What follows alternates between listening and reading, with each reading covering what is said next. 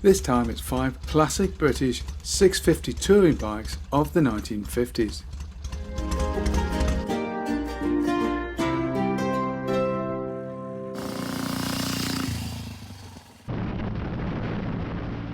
When it comes to classic big twins, especially in the 650 class, everybody wants the sportier models, the Bonnevilles, the CSRs, and so on.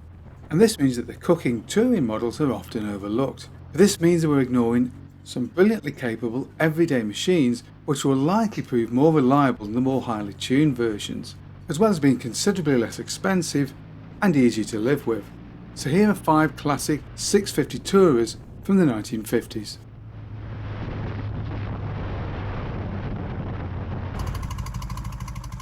Matchless G12 and AGS Model 31. The Matchless G12 family was some of the last machines designed under the Matchless name. The work of Phil Walker at AMC, the engine was of 650cc, but was an evolution of the earlier G11 600 and the earlier still G9 500. When developing the G11, AMC found they were pretty much at the limits that they could take the bores, so the designers had to lengthen the stroke from 72.8 to 79.3mm, resulting in 646cc. As a result, the bottom end and primary drive are different on the G12 than the rest of the range. The design bristled with nifty ideas. There were separate heads, and these included cast-in rocker boxes which uses an eccentric mounting for the rocker arms, which made adjusting the valve gaps very simple. And then there was the central bearing, a unique feature on a British parallel twin crankshaft. But if you think this would result in superior smoothness, think again, because in terms of vibration the G12 is no better than any other 650 on the market at the time. AMC were rather late to the 650 game, with the first G12 not arriving until 1958, and the Deluxe model a year after that. And Deluxe formed the bike on a 7.5:1 compression ratio, so it was easy to start and very flexible, with a top speed of around 100 miles an hour, and the bike was very comfortable. Unfortunately, the bike was seen as a bit of an old man's bike, and this did hamper sales somewhat. But on the bright side, this does mean that the bike can be picked up today for considerably less than the equivalent Triumph.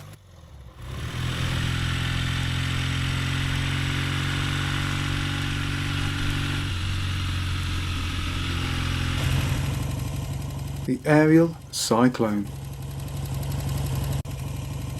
The Ariel 650 Cyclone was one of Ariel's last big 4-stroke motorcycles, and its engine differs greatly from that used by the earlier 500, being essentially a BSA A10 engine with a different set of cases on them. And indeed the motors were built at Smallheath before being shipped over to the Ariel factory for final assembly. The Cyclone itself was introduced in 1958 and was essentially a Huntmaster model restyled to suit the American market, but it was also given a mild tune, with hotter cams and compression ratio raised to 8.5:1, resulting in a claimed 40 horsepower, which was pushed through a 4-speed Berman gearbox. Other changes included stiffer spring rates, and this does result in a harsher ride than the earlier Huntmaster. And from a British perspective, those American-style high bars can make the bike feel a little ungainly. But for all that, the Ariel still handles very nicely, and that slightly oddball beige seat is a very comfortable place to perch. But aside from the changes, the motor is essentially an A10 unit, and thus shares the same bore and stroke of 70/84, and even makes use of an iron head the same as a Gold Flash. Quite why the engine does not make use of an aluminium head in the same way that BSA sporty units do is unknown, but it does have the effect of making the engine mechanically quieter, with the trade-off of a touch more weight and of course less efficient cooling, at least in principle, from the iron head. But iron head or not, the machine still revs to 6,300 RPM and has a top speed of 105 miles an hour. The machine is best known for its association with Buddy Holly, and unfortunately the machine would parallel its former owner and would not be around into the 1960s.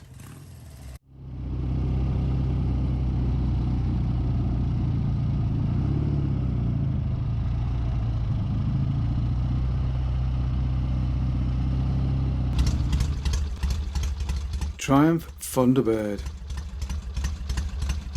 The early post-war years found the British economy smashed, so motorcycle companies were told to export or die.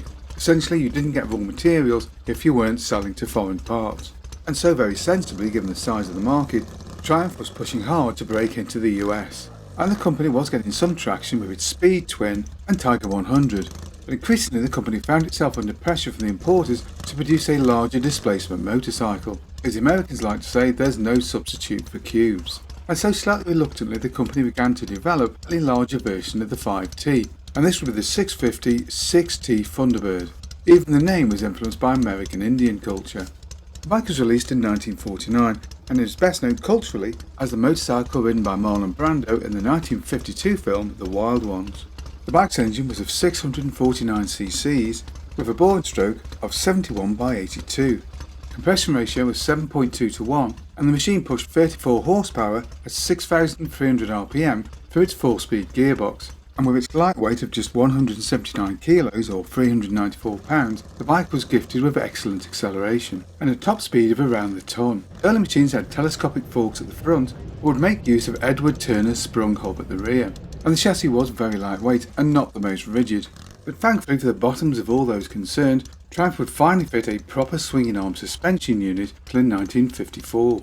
Although this was not without its downsides, and the machine got a little heavier. And Turner's obsession with making the bike as light as possible meant that the frame was not the most rigid on the market, although handling was still acceptable, and importantly it was still much more nimble than its American competition.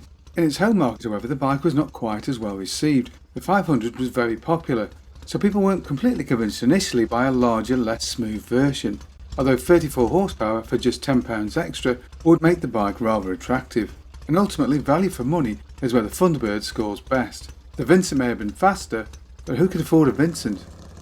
The Thunderbird would run through until 1963, and its TR6P police form, the Saint, would be a very popular mount for police forces around the world.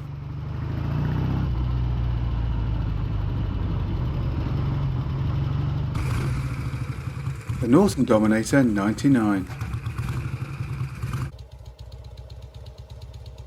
Like parent company AMC, Norton was slow to the game for 650 parallel twins, and in fact the Dominator 99 is of just 600 cc's.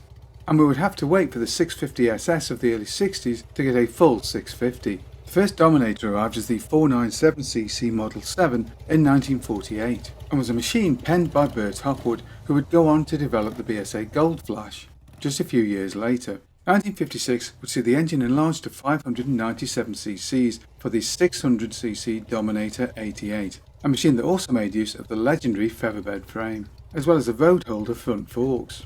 The engine was of 597cc with a bore and stroke of 66 by 72.6. There was a compression ratio of 7.6 to 1 and peak power was a claimed 31 horsepower at 5,750 rpm. And the machine was fitted as standard with a single AMAL monoblock, while the Sporty SS model was fitted with two. At the top end, the machine was fitted with a lightly splayed cylinder head design of aluminium construction, and the engine's single camshaft ran at the front of the cylinders, in a layout unique amongst British parallel twins.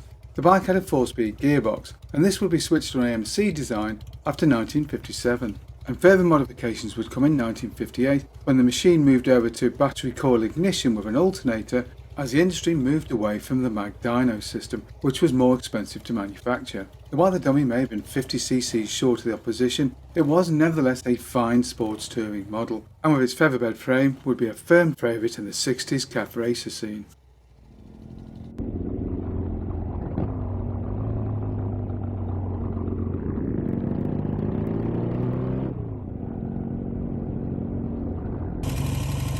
BSA A10 Golden Flash.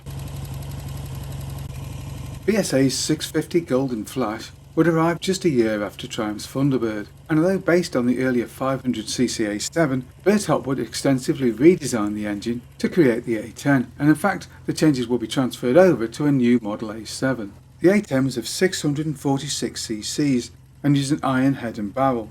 Bore and stroke was 70 by 84 and peak power was a claimed 35 horsepower at just 4,500 rpm, which when fed through the 4-speed gearbox pushed the 179 kilo or 395 pound bike along at just about a ton, with a tailwind.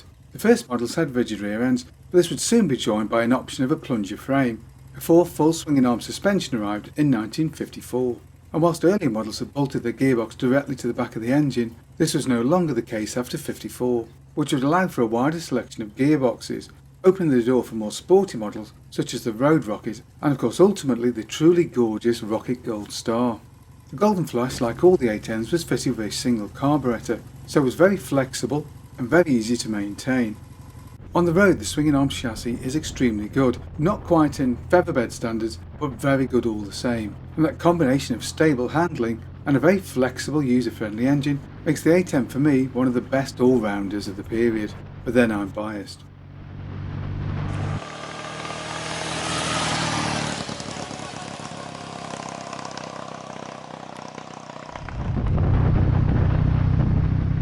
Whatever bikes and collections of bikes would you like to see us do a future video on? Perhaps you've got a bike we can use for a test drive. Either way, get in touch below.